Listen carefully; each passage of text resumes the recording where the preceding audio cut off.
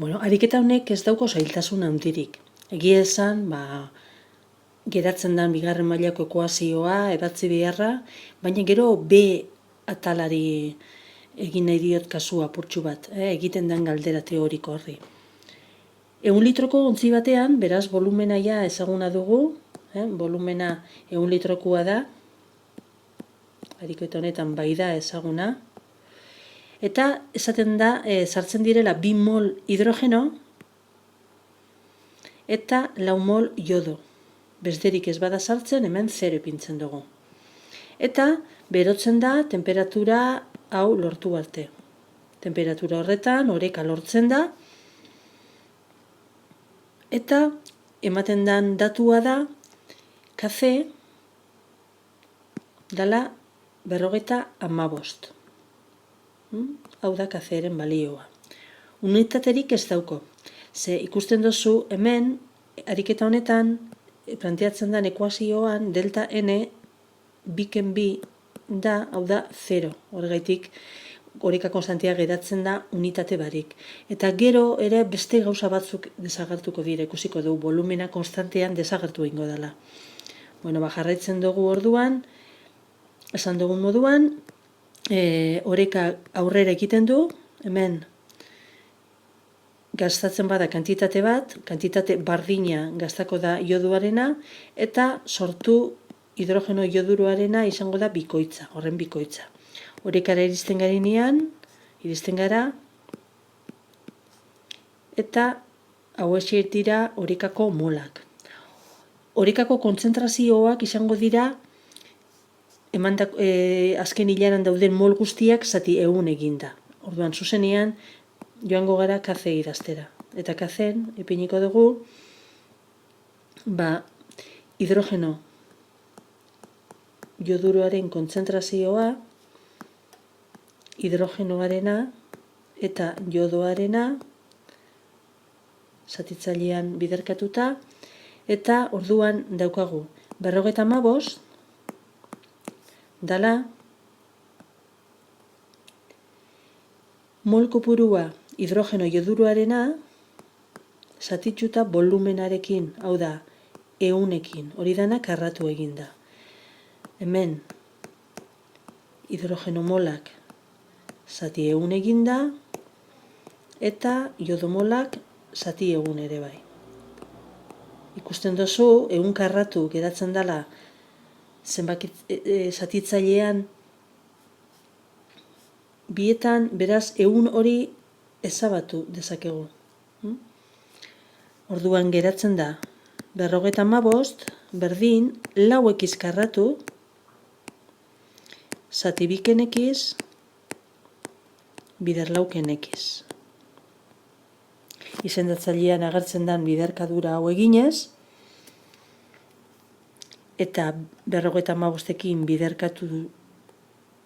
biderkatzen ipinita, geratzen den bigarren mailako ekuazioa ebazten duzu, eta bigarren mailako ekuazio hori geratuko da honela. 51, konproba dezakezu egin, zuk, eta lortu bigarren mailako ekuazio bardina, eta gero ebatzi bigarren mailako ekuazioen formularekin, eta lortzen dituzu bi balio, baina bietako bat arbuiatu egingo duzu, eta azkenian balio duen balio ekizen emaitza da 1,88. Horrela, lortzen dugu, azken hilara agertzen diren orekako molak, espezie guztientzat. Orduan, geratzen dira orekako molak,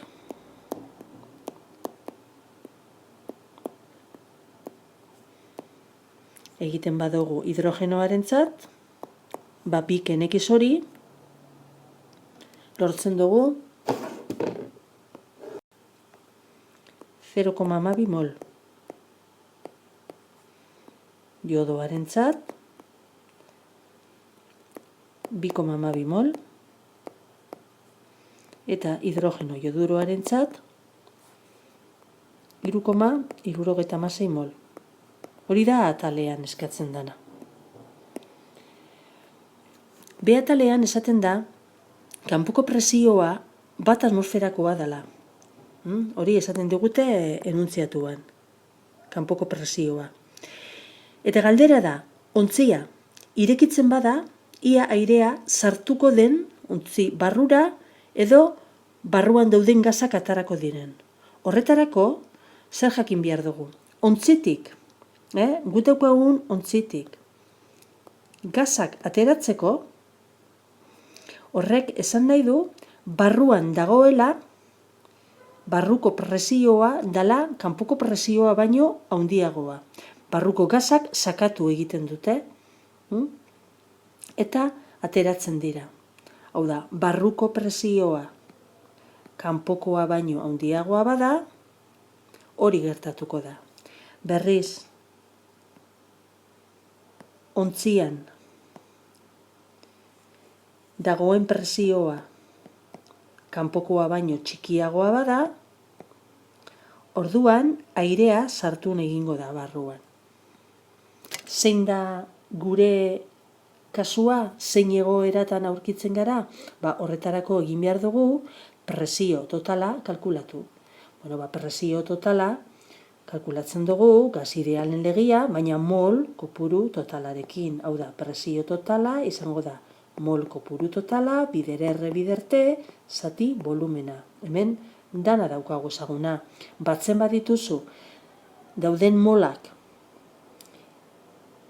eta hemen ordezkatzen badituzu gero erreren emaitza, erreren balioa ordezkatu, temperatura 400 gradu zentigrado kelbinetan ipinita eta volumena 100 litrokoa ordezkatuta, lortuko duzu presio totala dena 3,31 atmosfera. Hori da ontziaren barruan dagoen presioa. Beraz, esan dezakegu gure kasuan gaudela hemen aipatu dugun lehengo kasu honetan. Barruko presioa kanpokoa baino handiagoa dela. Hau atmosfera bat baino handiagoa delako. Orduan, gure ondorioa, ateratzen dugun ondorioa izango da gazak aterako direla. Kanporatu egingo direla.